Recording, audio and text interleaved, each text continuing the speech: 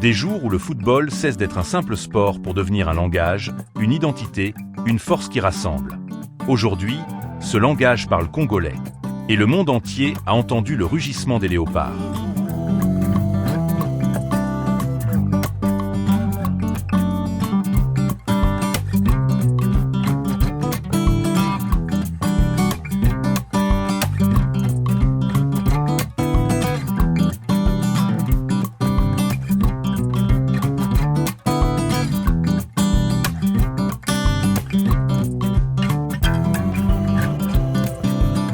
Le décor est posé, Rabat, Maroc. Le stade est éclairé. La tension est palpable. Les Super Eagles, auréolés de leur succès, entrent avec assurance. Les Léopards, eux, entrent avec une mission, faire vibrer 100 millions de cœurs congolais. Le coup d'envoi est donné. À peine 3 minutes, un silence déchirant dans les rangs congolais. Un tir, une déviation, un but pour le Nigeria.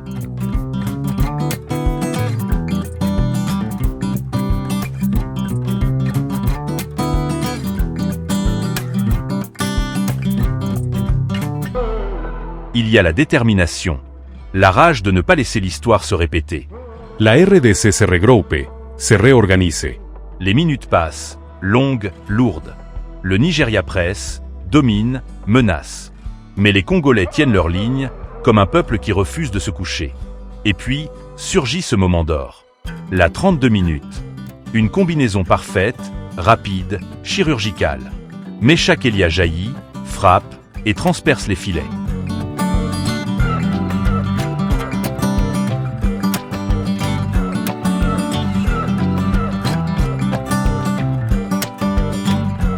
Un à un. Le Congo explose. Le banc bondit.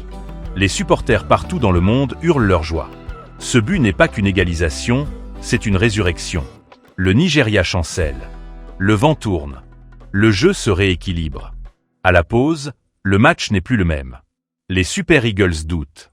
Les Léopards, eux, se sentent pousser des ailes.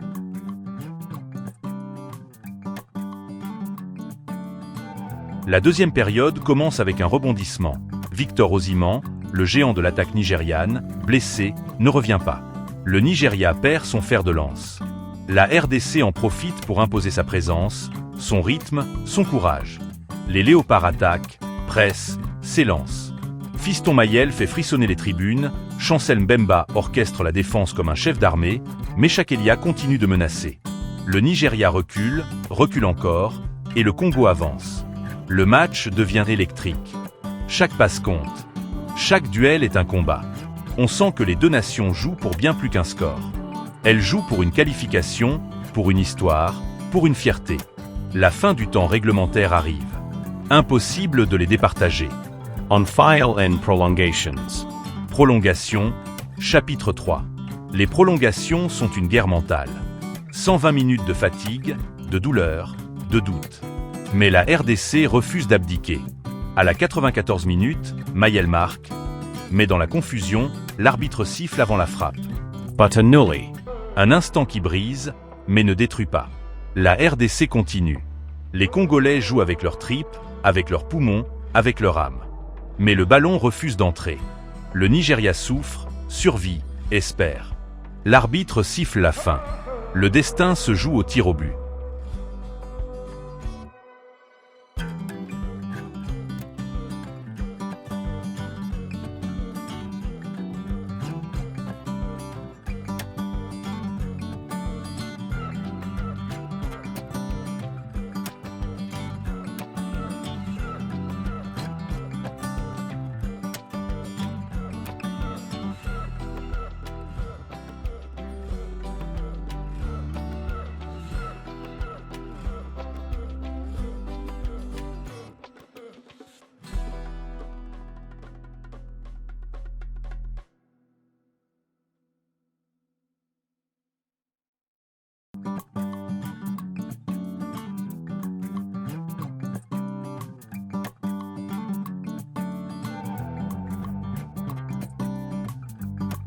La séance de tir au but, chapitre 4.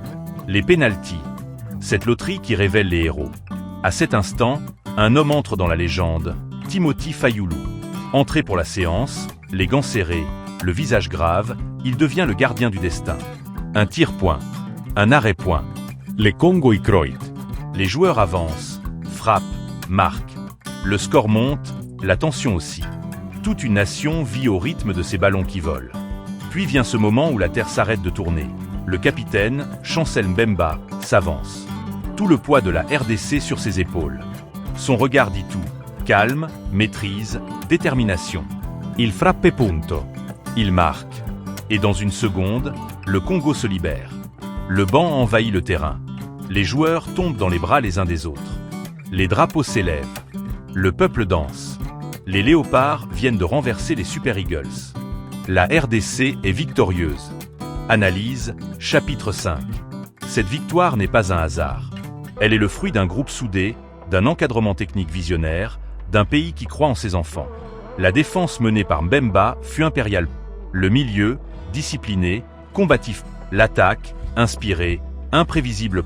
Le banc, prêt à tout donner. Le coach, de sabre, maître de ses décisions, stratège dans la tempête.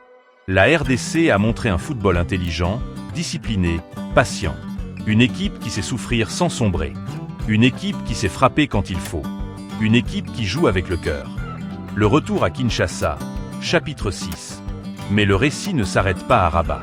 Il continue à Kinshasa, dans les rues, dans les quartiers, dans les klaxons, dans les champs. La capitale se prépare à accueillir ses héros. À l'aéroport de Njili, des milliers de supporters attendent. Des drapeaux flottent. Des cris résonnent.